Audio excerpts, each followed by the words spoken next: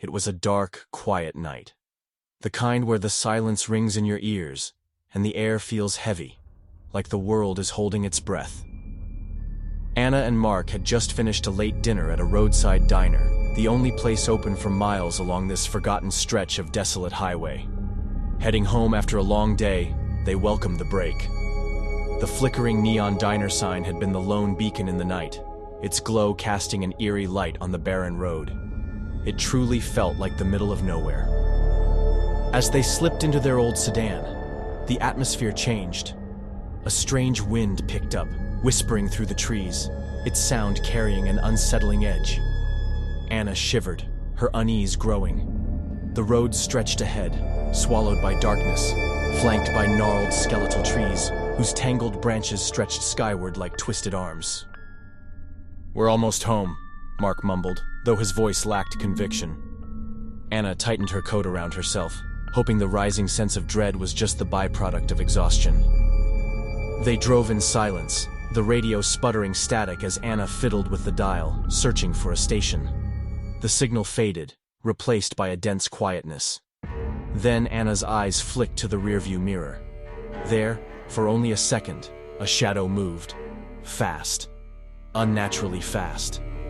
Her body tensed as her heart thudded in her chest. "Did you see that?" she whispered, her voice edged with fear. Mark glanced at her before checking the mirrors, but he saw nothing. "See what?" "A person, I think, in the road," Anna stammered. Her voice was quiet, almost as though saying it aloud would make it real. Mark furrowed his brow and slowed the car. The fear lodged in Anna's throat deepened. She glanced back into the darkness that trailed behind them, her palms clammy. The shadowy figure had melted into the void, but she knew it was there, watching. "Keep driving," she urged, her voice trembling. Just as the sense of paranoia began to suffocate her, their car jolted violently. A sickening bang echoed, followed by a sharp scraping noise, grating like nails on a chalkboard. Mark gripped the steering wheel, his knuckles bone white. What the hell was that? A shiver shot through Anna as she turned towards the sound. There, dangling from the car handle, was a mangled metal hook, smeared with something she didn't want to identify. Her breath caught. "Mark, drive!" she screamed. His foot slammed down on the gas. The terror that gripped them was almost palpable now, feeding the growing darkness outside. The legend flooded Anna's mind. The old, haunting stories about a killer who roamed isolated roads, hunting couples. The Hookman, parents called him. A man no longer human, with one hand replaced with a gleaming blood-stained hook. Just an urban myth, or so they had believed. But this was no story. The car tore forward, but the unsettling scrape of the hook didn't cease. It had moved to the roof, dragging, clawing a path they couldn't escape. Anna's breathing turned erratic as adrenaline surged through her veins. The road ahead suddenly erupted into chaos.